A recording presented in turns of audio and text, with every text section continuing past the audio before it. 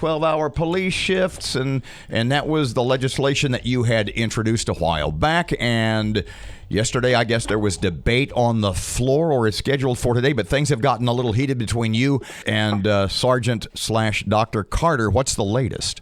It is on the floor this afternoon. It came out of committee without opposition, and I don't expect to have any trouble with it on the floor. The latest is that the Shreveport Police Officers Association, Michael Carter, decided to send a letter out to people in Shreveport, basically spreading lies and trying to turn this into something that it isn't. What did he want it to be? What did he say that was untrue?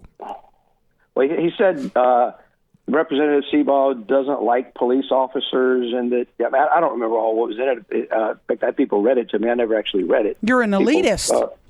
He got personal, and the fact of the matter is, as recently as January of this year, 4 months ago, at a civil service meeting, Michael Carter came out and was fussing at Ben Raymond for not having gone to 12-hour shifts already.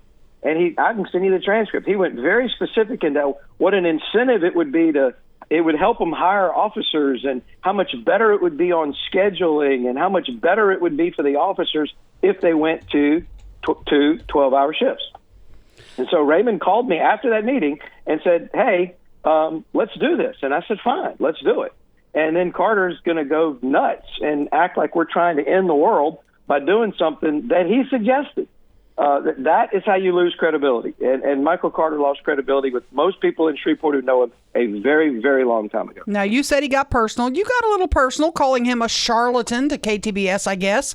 Why did you use that phrase? I called him a lot worse. They just edited it out. So what did you call him? I don't remember, but I'm not going to say it on the radio. But look, this is personal between him and me. I think if somebody else had brought this bill, they probably would have supported it. I am not anti-police. I've always supported law enforcement. What I am not is pro-union. And I have cast a couple of votes in my career down here that he considered anti-union. And he is more union than he is police. And that's where he draws the line, and that's why he has decided that he doesn't like me. So he's going to do anything that he can and twist any issue that he can to attack me. He sent mailers out against me when I was running for re-election. He's done stuff like this before. I really don't care. It doesn't go anywhere. People in my district know. Most of the people that have told me about these letters have called laughing, or sent them to me in a text or something, laughing, saying, is this a joke? So, I mean, I don't know what desired effect he's trying to get, but it's not working. But it's, the bottom line is the personal thing between me and Carter is a sideshow, and it's frankly irrelevant. The issue is Shreveport Police Department is over 100 officers short, and we need to do something to make it easier to recruit officers.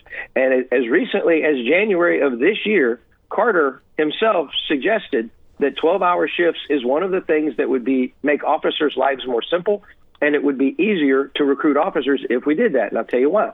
Right now, they're being forced, because of the 3 shifts, they're being forced to work overtime. An officer will finish an 8-hour shift and get a call and say, by the way, we don't have anybody for the next shift, so you got to stay. So they're being forced to work 16 hours right now. 12 is less than 16. But Dr. Carter says when he was speaking in January, he was speaking personally for himself, and now he is speaking for his union members, because he has a petition that nearly 200 officers have signed that say they don't want 12-hour shifts. Well, a lot of the officers who signed that shift have reached out to me or Chief Raymond or several others, and they signed that based on the conversation with him that was full of misinformation. I don't know the number. A lot of them have backed off. He's saying his people voted unanimously. I do not believe that that's true. Several of them have contacted and said, I don't agree with it, that they are actually in favor of 12-hour shifts. When that was brought to them a month or 2 months ago, whenever it was, that they were not given all the information. Right now, with the 8-hour shifts, the scheduling is messed up. because they're working more days a week. If you're working 12-hour shifts, you could work 3 days one week, 4 days the next. You would have set scheduling. You would know which days you were going to work. You would know in advance which days you were going to be off. So if you wanted to go to your kid's ball game or you wanted to work an extra duty job, you could do that with some regularity, with some stability, because you would know when you were going to be working, when you were going to be off. They can't do that right now. He says that we will lose more officers if we move to 12-hour shifts. Your response? The reason that we're trying to move to 12-hour shifts is so that we make it easier to recruit officers and keep them from leaving. There may be some who leave, but state police have been doing 12-hour shifts for years. Most fire departments do 12-hour shifts. Most big cities' police departments do 12-hour shifts. This is not something new. It's not something we're trying to invent or cram down. Most big cities and, again, state police, fire departments, several things like that have been doing 12-hour shifts for years. And to be perfectly honest, I don't think this change in state law is needed. I think they can do it now. And if this bill doesn't pass, they're going to 12-hour shifts anyway because they can do it without the law. The law was just to make 100% sure that we were doing it right. Under the law, they can do it now. Mm-hmm. There was a question in there. There was a statute that we weren't quite sure what it meant.